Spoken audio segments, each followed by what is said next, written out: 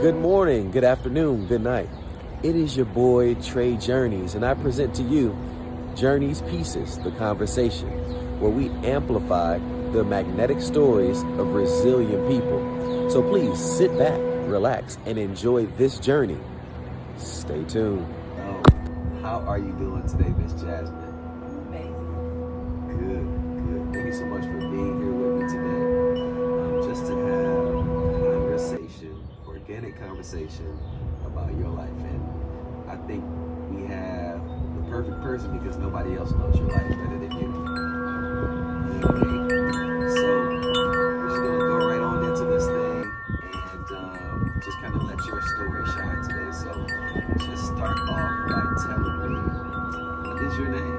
What do you go by? What do people call you? Who are you?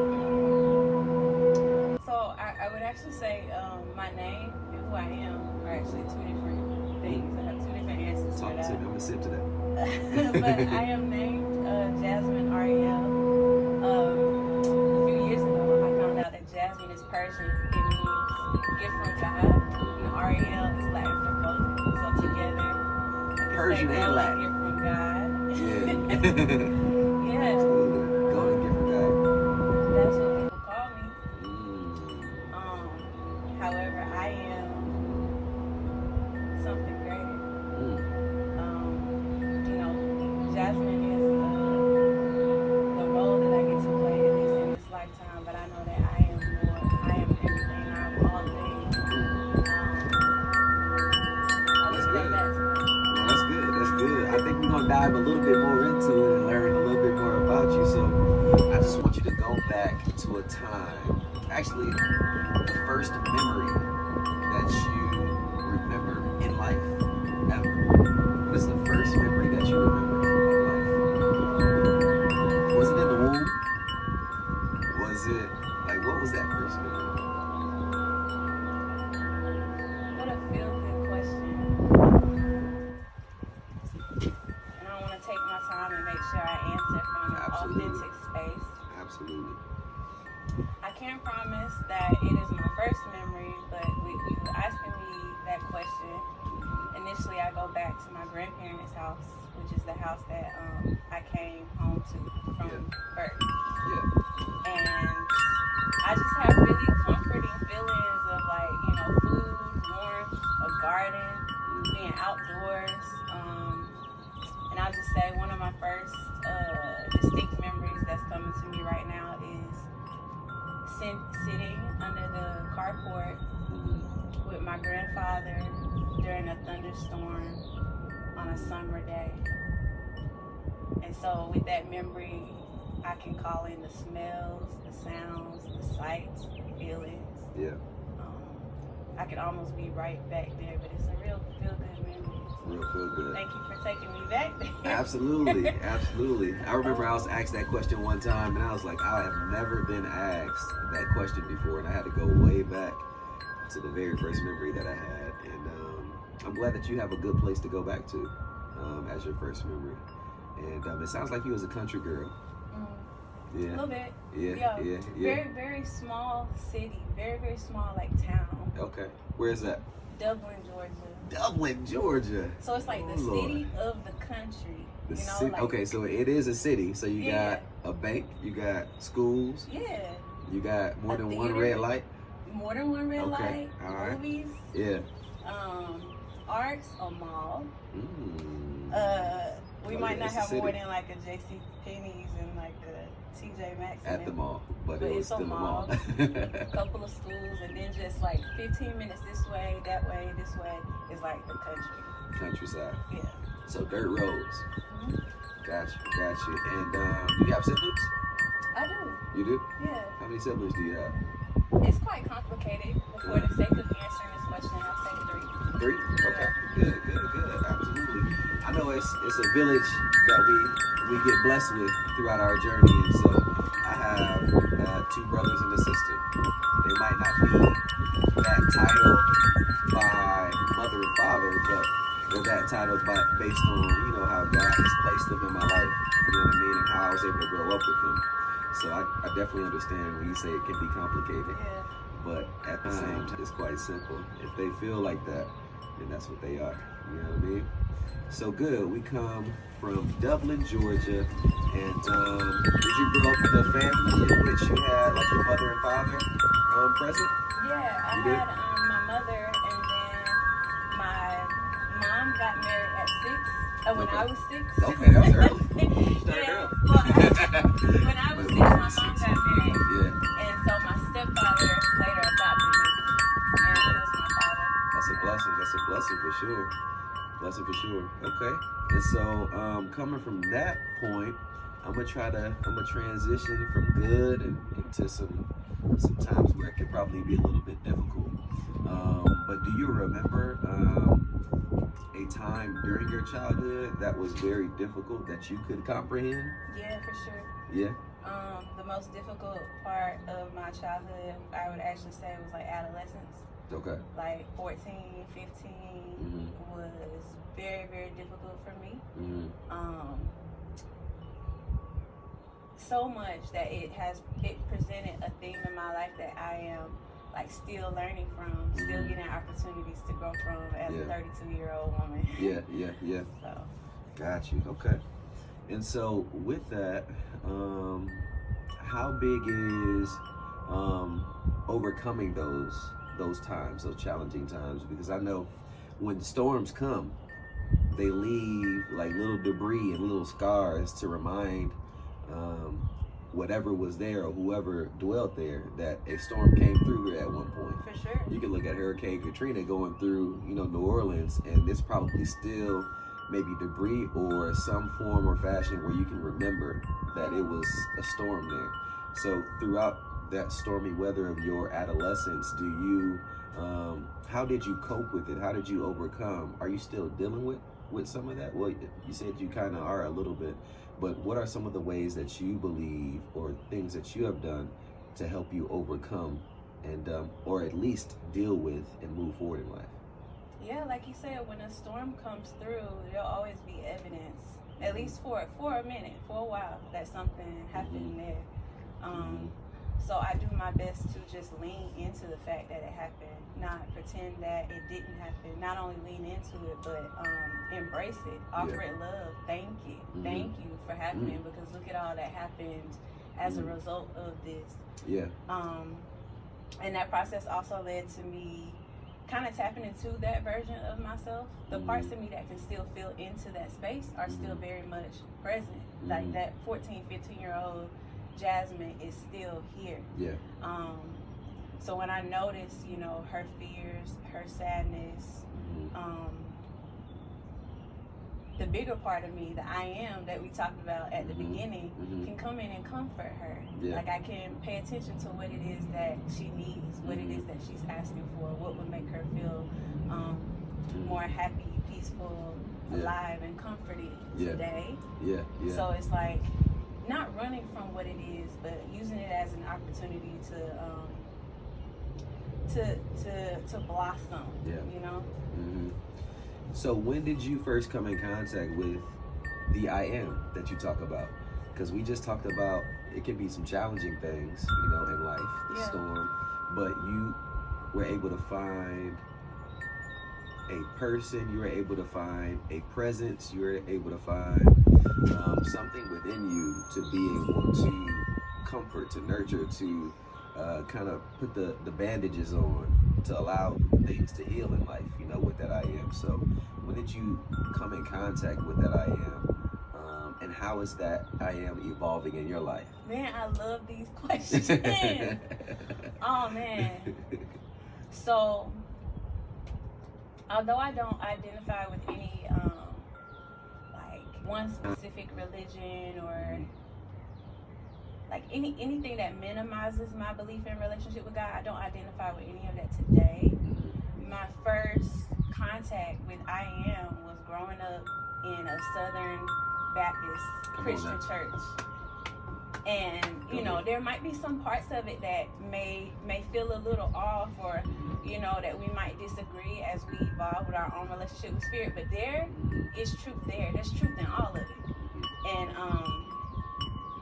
growing up a little church girl, even though I didn't have a full capacity of what it was, I was very much connected to very much connected to spirit, the presence of God, the universe, whatever you want to call it. Right. It's been real to me for as long as I can remember. So church. So have you picked up a tambourine before? Of course. Oh Lord. Oh, Just Lord. a few minutes ago, you were outside and I had a maraca from Costa Rica that me and my son found. Yeah. And I picked up the maraca and I found myself like moving in the beat tambourine like motion. I pick up a tambourine. I will pick up one. I don't know really what to do with it, but I just try to find that beat and kind of let it flow through me. So I know what you're talking about. Yeah. Absolutely, absolutely. So that's amazing. That's amazing. And you mentioned your son. So you have a young son. I do. Okay. And how old is he now? He's 5. He's 5. So when I ask you about your son, I feel that you get that kind of joy, you know, that comes into your heart. What space were you in when he was conceived, and what space are you in now while he's here and he's of age now? I just want to thank you for asking these questions because it's given me an opportunity to explore and see myself based on what you're asking and where I was then and also now. It's like a check-in. So thank you. Absolutely. Where was I when he was conceived and where am I in relationship to having a son now? Yep. I'm gonna be honest. As far as like what does he specifically bring to you in those 2 moments? I'll be completely honest because that's all I got. When he was conceived, he was conceived in a space of love. His father and I were like engaged and very much planning on like getting married and doing the whole family thing the best we knew how at that time. Right. And he was conceived. I found out, knew instinctively. It was like the full moon came and my cycle had started and I was like, I'm pregnant. When I got a test, for sure. Yeah. I knew it. And in that moment, his father was immediately happy.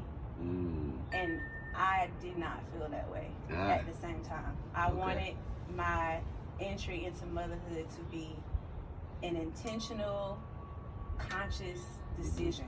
Yeah. And although I made a conscious decision in like doing the act that like allows that to happen. Come on now. I had not fully accepted the responsibility of what could come from this thing, you know? Right. Yeah. And so I moved forward with it because it's kind of like, well, we're engaged, we're planning on getting married, let's do it anyway. And moving forward, without fully embracing a journey that big, led me to feel some resentment toward that version of me was toward his father. It was like, you did this to me, you know? And then as I've gotten older, the resentment turned to a version of me. Yeah. And here I am today. Yeah. Noticing where this pattern shows up in different parts of my life. Finding ways to be grateful for the way it happened and the time that it did. Yeah. And obviously loving my son and being grateful for who he is in my life and who he calls me to be. He is my greatest teacher. His presence calls on the highest versions of me to be there at all times. Yeah, absolutely. He demands it all. I mean, you met him. Absolutely. You met him, so great kid. He's amazing. And parenthood is, I don't know, have you heard the term shadow work? Yeah, absolutely. So like embracing those parts of you that you kind of want to hide, you don't want to accept, you definitely don't want other people to know about it. Yeah. I think parenting is one of the most powerful forms of shadow work. Look at your own flaws. And you care about it because this is your child. Absolutely. If there's any other reason that's going to call me to change or be greater or do anything different, it's this kid right here. That's powerful right there. That's powerful. That's real powerful because the way that you describe it as if not only is it challenging you, but because of the love is there, because it's something that came from you, it's not only inspiring you to want to be great, but it's demanding you to be great because of the love that you share for that thing, for that person, for that being. You know what I mean? So that's real powerful. So real quick, because I don't want to take too much of your time, and you've been giving me so much, so many great nuggets about your life. What are some of the things that you do creatively in this specific time in your life? Creatively? Yeah.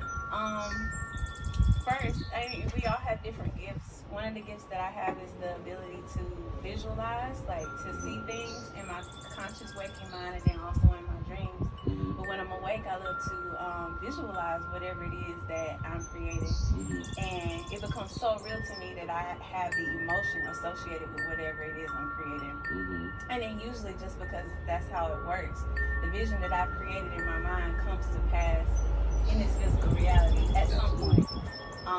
The next thing is movement. Mm-hmm. So whether that's dancing, whether that's yoga, whether that's working out, Mm-hmm. I have to move my body, and it helps me in creativity because this is I don't know, you can say it's the I am trying to express its way through me. Said pick up that maraca. Yeah, you gotta do something, like let it flow. Yeah. And once I let it flow through my body, it flows out in all the other ways too. So from this movement, Absolutely. I may be inspired to go and write that poem or Right. write that book or Right. create this Right. class or whatever it is. They all coincide. All of it. Yeah. Got you. So I got visualization and I got movement. And those are two great things. Well, listen, I want to thank you so much for giving me just a sliver of your time to be able to showcase and highlight all of the things that are great and some of the things that have been challenges within your life. Thank you for being vulnerable. Thank you for being here. Thank you for being present. And thank you for just allowing me the time to be able to just amplify your magnetic story. That's all that I want to do. And I hope that the people are inspired by your journey. And also, before I leave, I just want you to tell me how can people get in contact with you? What's your Instagram handle? Whatever social media that you use, how can people get in contact with you? And then also, if you know it off the top of your head, if not, I'll just put it in the comments or underneath this video. Whatever your CashApp is, if somebody wants to bless you, whatever you're doing, you know what I mean? I want to be able to be available for that as well. So give us your handle, give us your CashApp. Thank you so much for seeing me. Thank you for this opportunity. I can be found on Instagram and Twitter and probably wherever else at JasmineAurielle. He'll spell it out. It's just my first and middle name. Mm-hmm. My Cash App is $JasmineAurielle as well. And on my Instagram and Twitter, you'll find my link with everything else there too. Sounds good. Well, again, thank you so much for your time. I appreciate it. Fill your cup first. All of the love that you have in you that you want to share with everyone else will never be as good as it can be unless you've given it to yourself first. And I had a teacher of mine explain it like there's a saucer and a teacup, and you want to fill the cup first. Everything in this cup is for you. What can fall over in the saucer on the outside, the overflow, that's for everybody else. Fill this cup first, sip on that first, because without taking care of everything that needs to happen here, you are no good to your job, your family, your community. They can never receive the greatness of the love that you have to give without you offering it to yourself first. So fill your cup first. Amen. Now, if you don't remember anything, remember this. Flow like a river. Go like the wind. And be present like today. Blessings.